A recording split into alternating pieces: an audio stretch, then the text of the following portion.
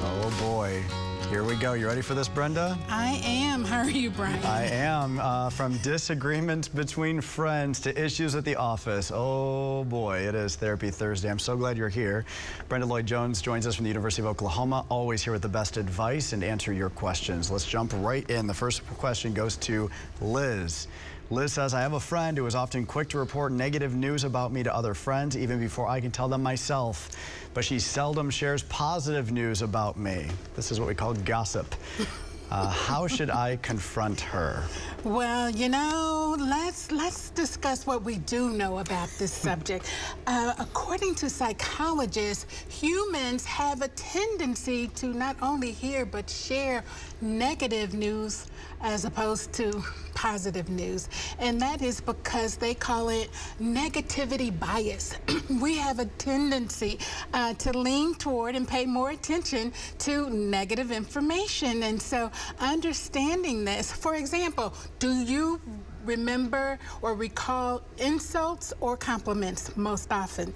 And most of us would say insults, and so that's negative. And so in Liz's case, however, she has two options. She can stop confiding in her friend, or she can help her friend by telling her how to manage the information she gives her. So she can say something simply, you know, I have confided in you in the past and I want to continue. However, going forward, I want to tell others, our other friends, about my own news, and I would appreciate it if you did not.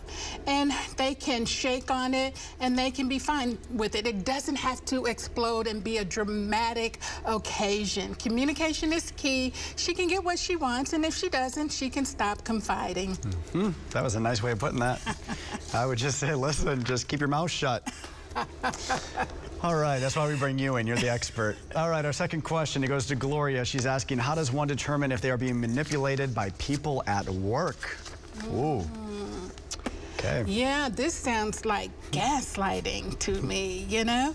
Gaslighting is when someone tries to convince you that you can't trust your instincts, your understanding, neither your thoughts or feelings. And at work, if this is happening, for example, if you have gotten excellent reviews on your performances, and all of a sudden you begin to get subpar evaluations.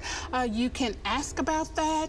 If there seems to be no answer, you can begin documenting when these negative things happen. I think it is important also to make sure that you circle back and understand what it is that is desired of you and how you can best deliver it. Because I think when people begin to think negatively of you, give you criticism instead of the accolades that you once received, there's something happening, and either you can consult or certainly talk with that manager or go to human resources to try to get some clarity and resolve. Good deal. I tell you, my palms are sweaty. Those are some tough questions. Yes, they are. All right. If you're sitting on a hot question at home right now, you want us to talk about it next Thursday, you can send in your question right now, just like Liz and Gloria did.